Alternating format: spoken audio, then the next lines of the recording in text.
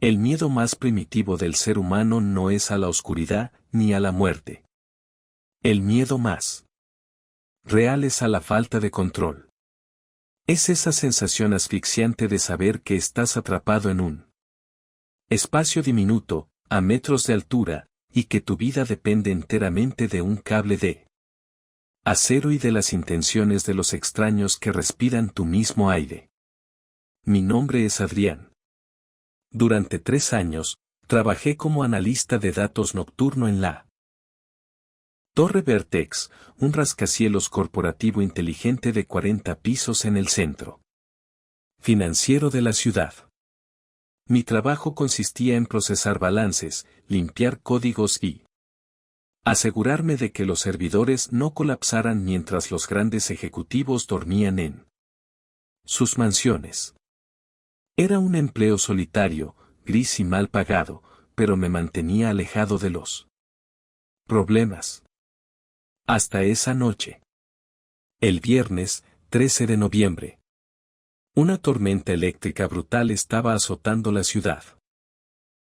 El viento golpeaba los cristales reforzados del edificio con una fuerza salvaje, y los relámpagos iluminaban las oficinas vacías de la planta 32, donde yo me encontraba terminando un reporte de auditoría. El reloj marcaba las 11:45 de la noche. El edificio estaba prácticamente desierto. Tomé mi mochila, apagué la computadora y caminé hacia el vestíbulo de los ascensores inteligentes. Presioné el botón de bajada. Un pitido electrónico resonó y las puertas de acero inoxidable de la cabina número 4 se abrieron con suavidad. Al entrar, me encontré con que no estaba solo. Dentro de la cabina, reflejado en los espejos pulidos de las paredes, estaba el señor Alberto Vance. Él era el dueño absoluto de Vertex Corporation, un multimillonario implacable, conocido en las noticias por su frialdad para absorber empresas competidoras y despedida miles de empleados sin parpadear. Vestía un traje de 3 piezas italiano que costaba más que todo mi sueldo anual, y revisaba su teléfono satelital con el ceño fruncido, ignorando por completo mi existencia.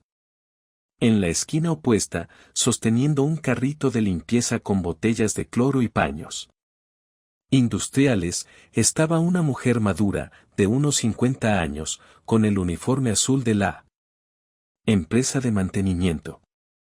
Llevaba un gafete que decía Elena. Tenía la mirada fija en el suelo, cansada, con unas ojeras profundas que hablaban de años de turnos nocturnos. Me coloqué al frente, cerca del panel de botones digitales, sintiendo la incomodidad típica de compartir un espacio tan reducido con el hombre más poderoso del edificio.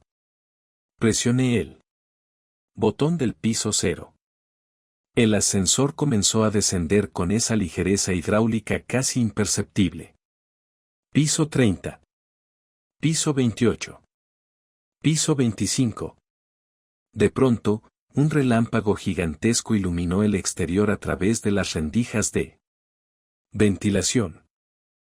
La cabina dio un frenazo violento que nos hizo perder el equilibrio.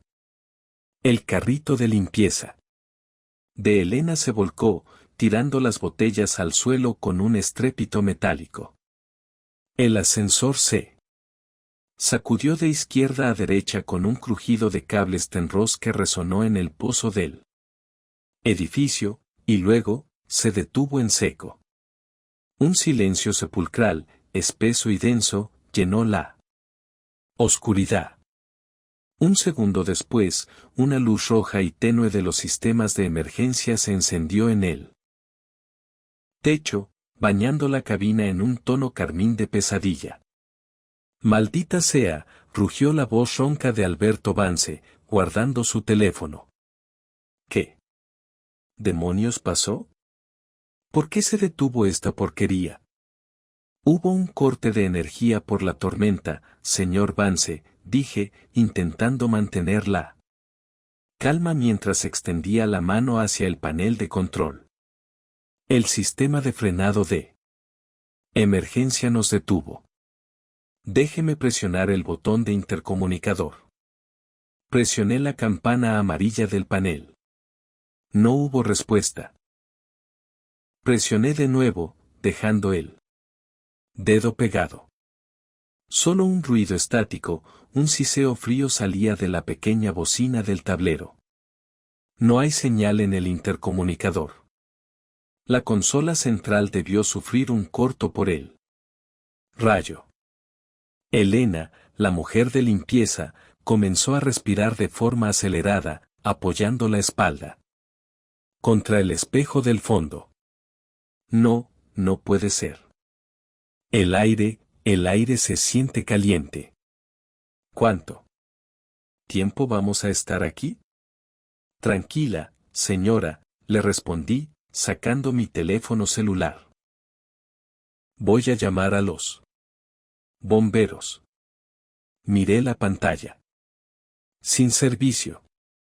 El blindaje de acero del pozo del ascensor y la altura bloqueaban cualquier señal celular. Alberto Vance se acercó al panel, empujándome bruscamente con el hombro. Quítate, muchacho. No sabes hacer nada. Comenzó a golpear los botones digitales con el puño. Desesperado. Piso 15, piso 14, piso 12. El panel estaba completamente muerto. Entonces, se fijó en la pequeña pantalla digital que indicaba nuestra posición actual. La pantalla parpadeaba de forma errática entre dos números, mostrando un símbolo de error.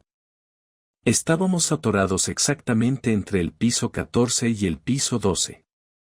En la arquitectura de la Torre Vertex, debido a las supersticiones de los inversionistas extranjeros, el piso 13 no existía formalmente en los botones, pero el espacio físico en el pozo del edificio estaba ahí.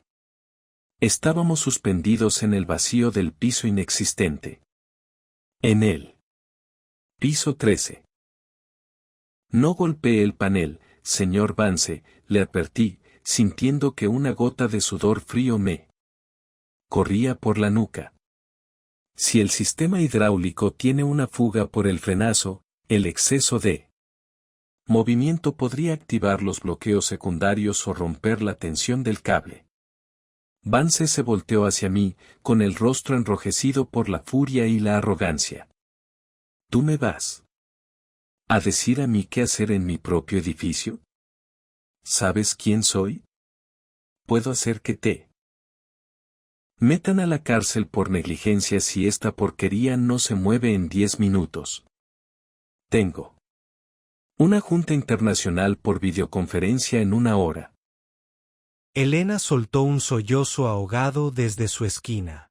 El olor a cloro de las botellas derramadas empezó a mezclarse con el aire cerrado de la cabina, volviendo la atmósfera pesada, química y difícil de respirar. El suspenso se sentía en la piel. Éramos 3 desconocidos, encerrados en una caja de 3 metros cuadrados, flotando a más de 100 metros del suelo, y la paciencia empezaba a evaporarse. Pasaron 2 horas. El calor dentro del ascensor se volvió insoportable. Nos habíamos quitado las chaquetas y el aire se sentía denso, escaso. Cada respiración costaba más trabajo. Alberto Vance estaba sentado en el suelo de metal, con la corbata deshecha, sudando copiosamente, mirando su reloj de lujo cada 30 segundos. Alguien va a venir a buscarnos, murmuraba Vance, más para convencerse a sí mismo que a nosotros. La seguridad del vestíbulo tiene que notar que la cabina 4 no se mueve.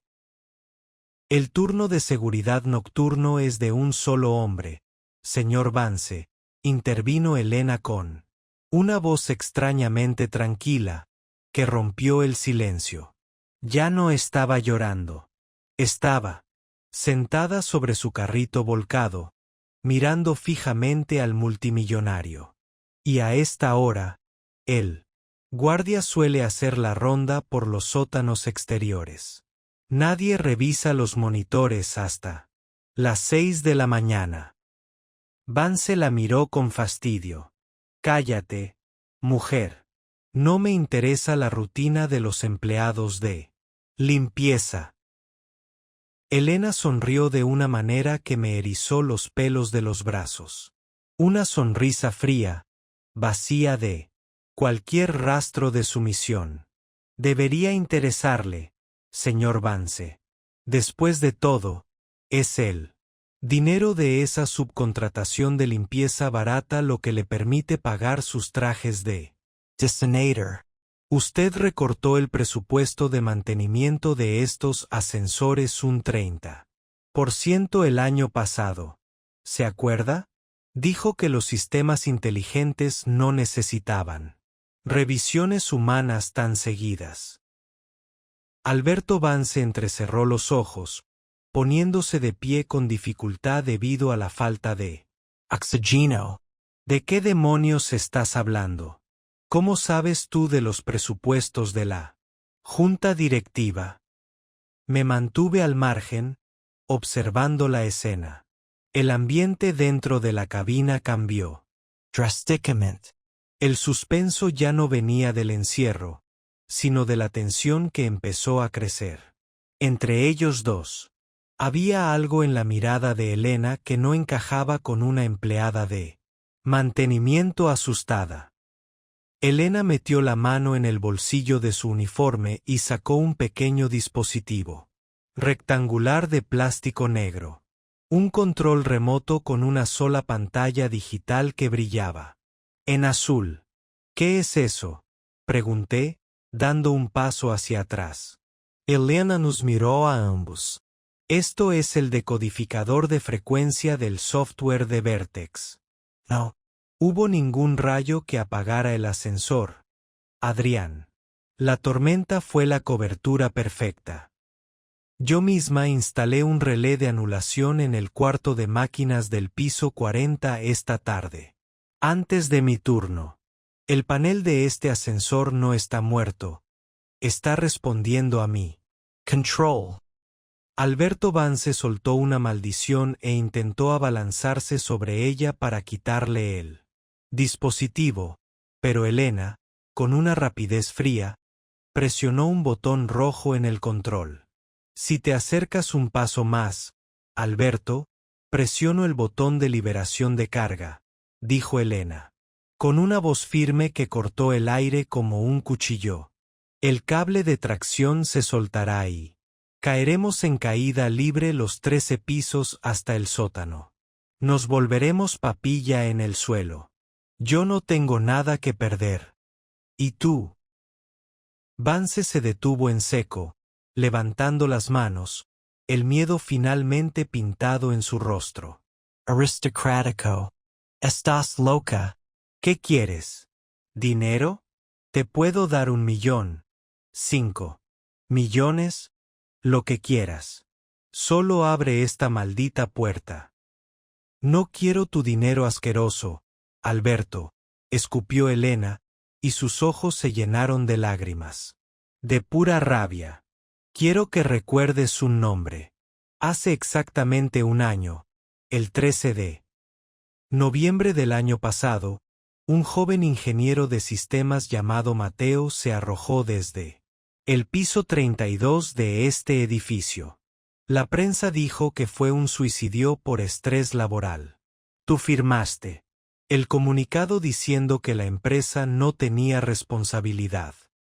El nombre de Mateo me golpeó como un balde de agua fría. Yo recordaba ese caso. Mateo era el supervisor del área de datos antes de que yo ocupara el puesto. Un chico talentoso, brillante, que de la noche a la mañana desapareció del mapa. Alberto Vance tragó saliva, tratando de recuperar su postura de jefe. No sé de qué hablas. Cientos de personas trabajan aquí.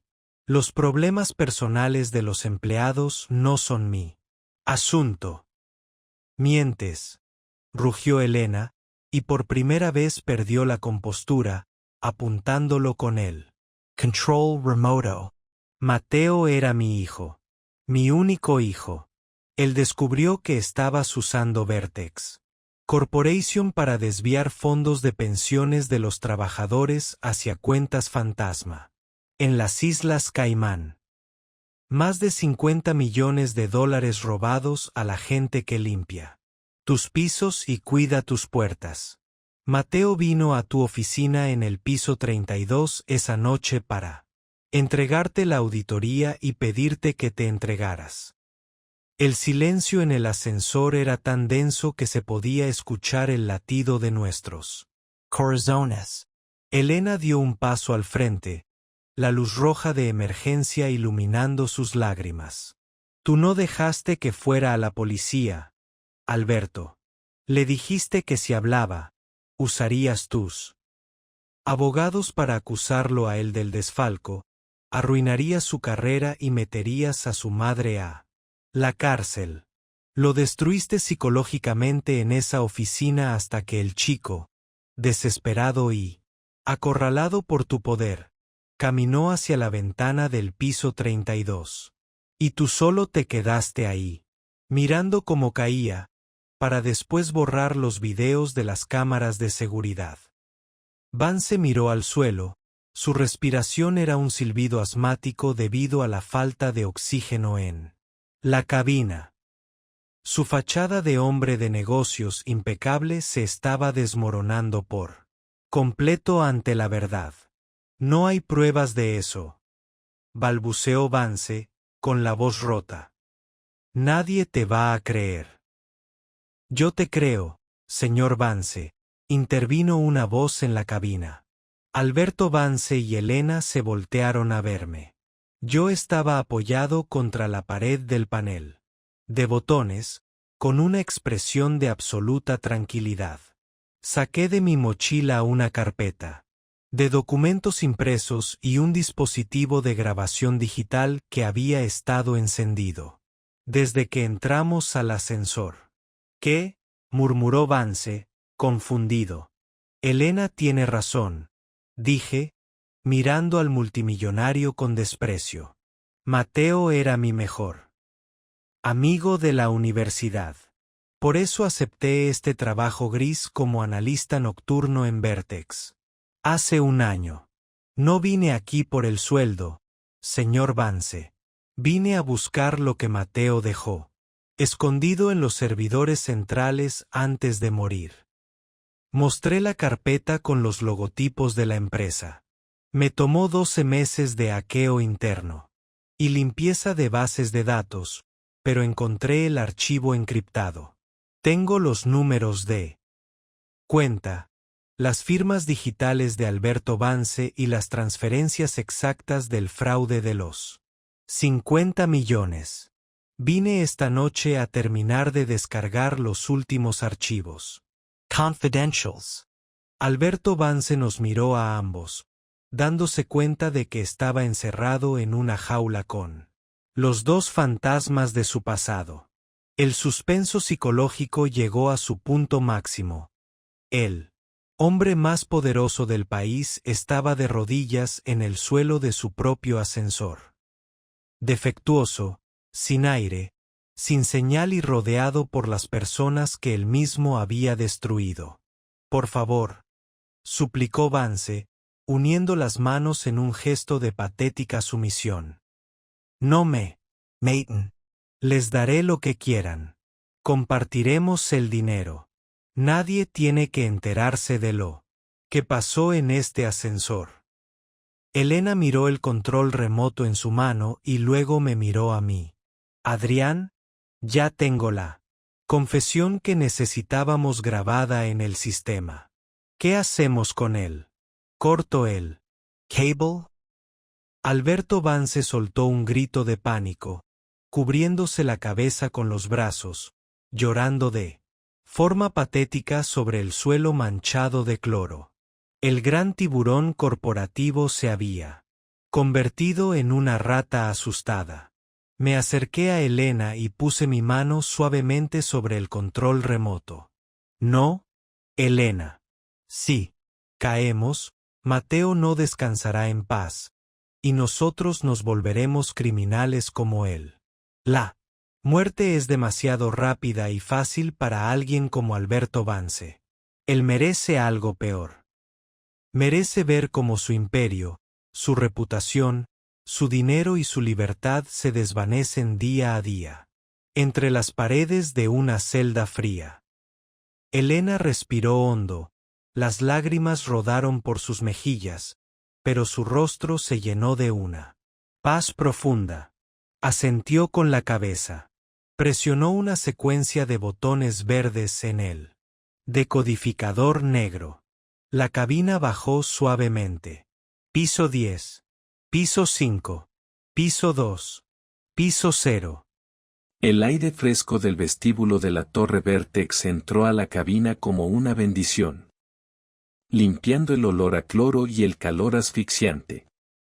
Pero el vestíbulo no estaba vacío.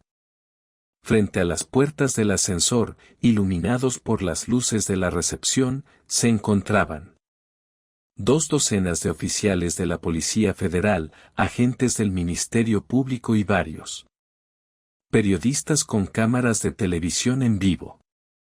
Yo mismo había programado el sistema informático de la empresa para que, en cuanto los archivos terminaran de descargarse a las 2 de la mañana, se enviara un correo masivo con las pruebas del fraude y la confesión de audio en tiempo real a las autoridades y a los medios de comunicación.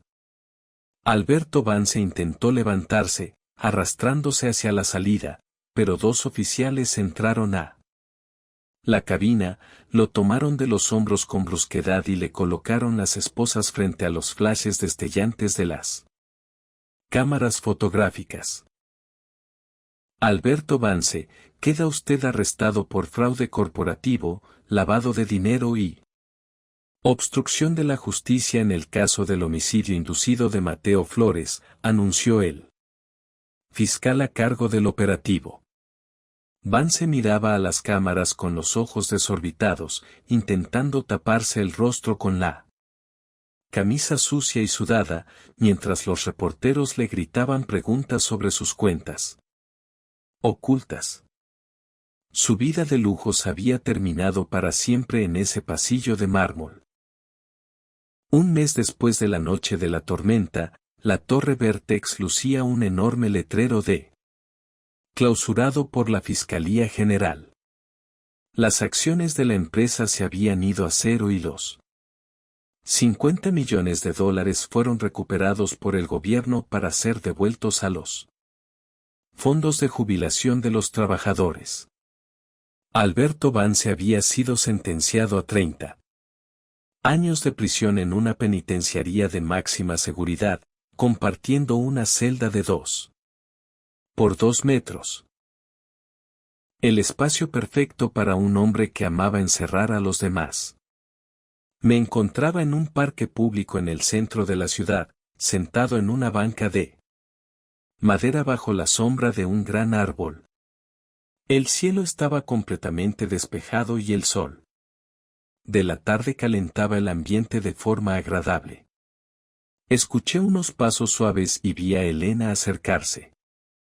Ya no vestía el uniforme azul de limpieza, llevaba un vestido sencillo pero elegante, y su rostro se veía descansado, libre de las ojeras de la culpa y la tristeza. En sus manos traía 2 tazas de café caliente. Hola, Adrián, dijo con una sonrisa dulce, entregándome una de las tazas y sentándose a mi lado. Hola, Elena. ¿Cómo va todo con los trámites legales?, pregunté, tomando un sorbo de café. Ya terminó todo, respondió, viendo a los niños jugar en el césped del parque. Los abogados me entregaron las últimas pertenencias de Mateo que estaban bajo custodia. Su Nombre finalmente quedó limpio en los registros oficiales. Ya puede descansar, y yo también. Le sonreí, sintiendo una profunda paz en mi interior. Ya no era un analista de datos nocturno atrapado en la oscuridad de una oficina. Había renunciado a la empresa y estaba por abrir mi propia firma de ciberseguridad independiente junto a otros compañeros de la universidad. Miré los grandes edificios financieros a la distancia, rascacielos de cristal y acero que antes me parecían imponentes y aterradores. Ahora solo me parecían cajas vacías. Las personas que pasan sus vidas buscando el poder y el dinero a costa de los demás se olvidan de que el mundo es redondo y que las cuentas siempre se terminan pagando. Alberto Vance pensó que podía esconder sus crímenes detrás de sus millones y de su apellido sofisticado, pero se olvidó de que en la arquitectura de la vida no puedes borrar tus pecados simplemente quitando un botón del tablero. Tarde o temprano, la verdad encuentra la forma de atraparte, de encerrarte en tu propio vacío y de demostrarte que el suspenso de la culpa es un peso que ninguna estructura humana es capaz de soportar por siempre.